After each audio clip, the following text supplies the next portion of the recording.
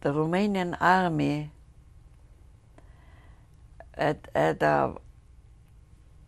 they were riding horses, those soldiers on horses. I don't know how you call this army, special for horses. So they were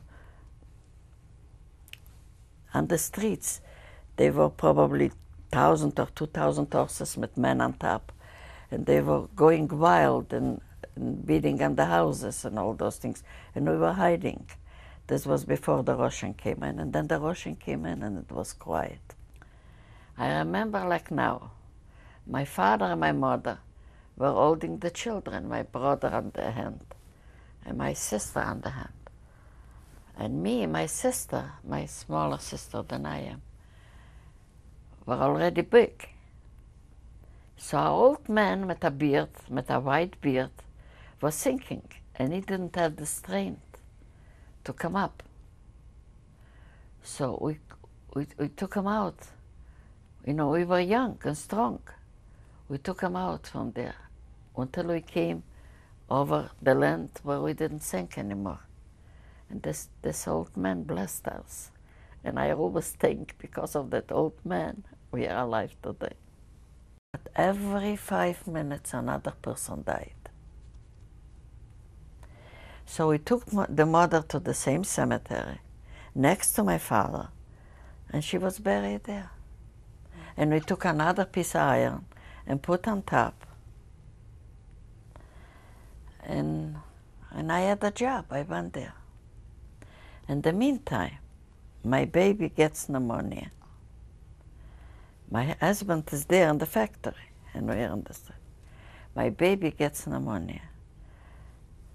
There's no place to take him. There's no place. I took him to the hospital. They cannot give him nothing. They don't have nothing.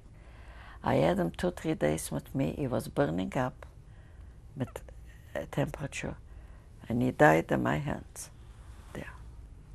And I took him again to the cemetery, and I buried him next to my mother.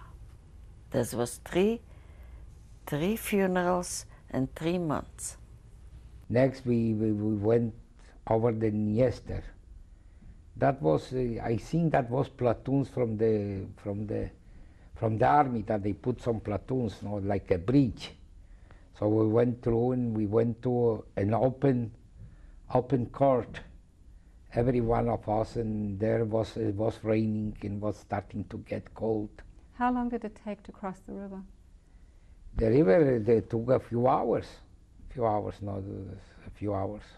On the other side of the Dniester is called Transnistria because it's the other side of the Dniester. And Dniester is a river? A river, yes. Dniester is a river. So we came in, the community of Atik consisted of 5,000 Jewish people. These people now, the Jewish people were not there anymore. And the houses were destroyed. And we found in our very house destroyed, written with blood. Here was these kind of people who were killed now by the Germans when they came in a few months ago.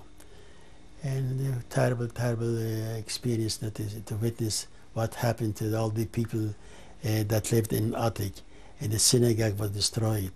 So we came to this community.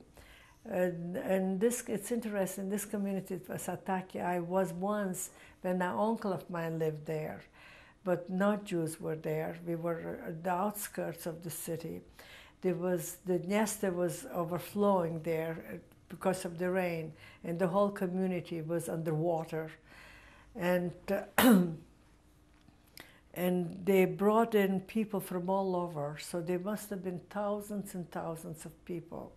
And they also took out sick people from a hospital, from a mental hospital.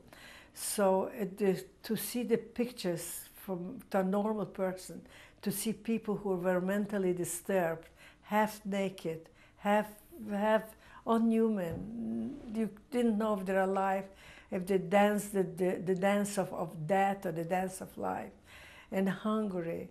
So it was this, and then you could have seen underneath the blood and dead bodies floating. It was a horrible, horrible picture. But the interesting part, and I was standing with a family who the father and mother, the father was a pharmacist, and just standing like them, and they said to the son and the daughter-in-law, and they said to me, you know, would you like to come with us? I asked him where. He said, we are going to commit suicide. I said, why? He said, we're not going to survive and they're going to shoot us. So why should they shoot us? I would rather do it myself. So, and I thought, he's joking. He was a friend of ours, you know, very, very nice man. So he took out from his pocket a bottle, and he gave one to his wife, and one to his daughter, one to daughter-in-law, and one to his son.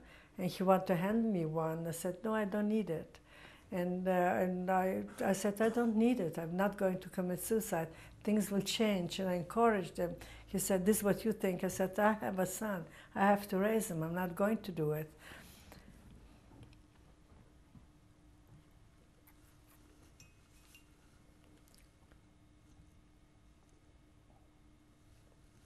Anyway, they did it. But the only one who didn't do it is the daughter-in-law. And she's survived. And she came with us, and she's somewhere else in the world. She survived, and she continues with her life. But those people, and those were the only people who committed suicide among thousands and thousands of Jews who knew they're going to die. But none of them committed. All of them had hope that they're going to survive.